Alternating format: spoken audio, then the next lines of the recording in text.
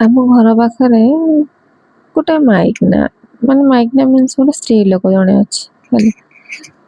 ମୁଁ ମାଇକିନା ଏଇଥିପାଇଁ କହୁଛି କି କାରଣ ସମ୍ମାନ ତାଙ୍କୁ ଦବାକୁ ଚାହୁଁନି ମୁଁ।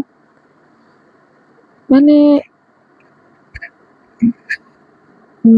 ଆସିକି 2026 ହେଲାଣି, କୋଉ ମେଣ୍ଟାଲିଟି ସେଇ ପୁରୁଣା କାଳିଆ 90s ରହିଯାଇଛି। ଆକ୍ଚୁଆଲି କଣ ହେଇଛି, ଆଜିକାଲି ସବୁଆଡେ ଯୋଉ ଗାଁ ଗହଳିରେ ଏସଏଚଜି ଗ୍ରୁପ ଅଛି, ଆମର ବି ଏଠି ଅଛି ଏସଏଚଜି ଗ୍ରୁପ ହେଲା।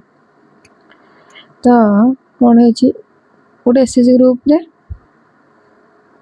ଜଣେ ମଣିଷ, ମାନେ ସେ ମଣିଷ ଧର ଏକ୍ସ ହେଲା, ସେ କଣ କରିଛି, ସେ ମିଶିଛି ସେଥିରେ 10 ଆଉ ମେମ୍ବର ଅଛନ୍ତି, ବଟ୍ ତାକୁ ମିଶେଇକି 9 ଜଣ ମେମ୍ବର। ତ ସେ ଗ୍ରୁପରେ ଗୋଟେ ମେମ୍ବର ସର୍ଟ ପଡ଼ିଲେ ହେଲା। ସର୍ଟ ପଡ଼ିଲେ ସେ ଯୋଉ ଏକ୍ସ ପର୍ସନ ସେ କହିଲା କି ଜଷ୍ଟ ଜଣଙ୍କ ନାଁ ଦିଅ, ବଟ୍ ପଇସାଟା ମୁଁ ଥୋଇବି, ହେଲେ ନାଁଟା ତ ଥାଉ ଆଉ, ଯେହେତୁ ମୁଁ ପାଖେ ସେତିକି ସକ୍ଷମ ଅଛି, ମୁଁ ଦେଇପାରିବି 2ଟା ଭାଗ।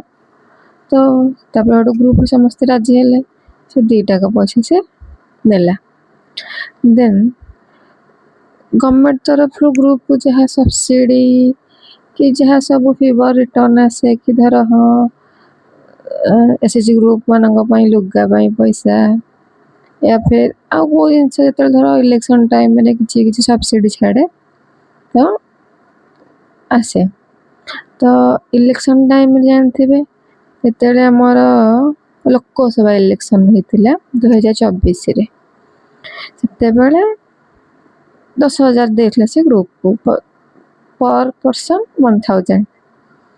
ତ କଣ ହେଲା ନା, ସେ ଯୋଉ ଗ୍ରୁପରେ ସେକ୍ରେଟାରୀ ବୋଲି ଗୋଟେ ଲେଡିଜ ଅଛି। ଓ ଭାଇ ତା କଥା ମୁଁ କଣ କହିବି, ଏତେ ମିନ୍ ସେ ହେଲା। ତ ଯୋଉଦିନ ପଇସା ଦିଆ ହେଲା ସମସ୍ତଙ୍କୁ ବଣ୍ଟା ହେଲା।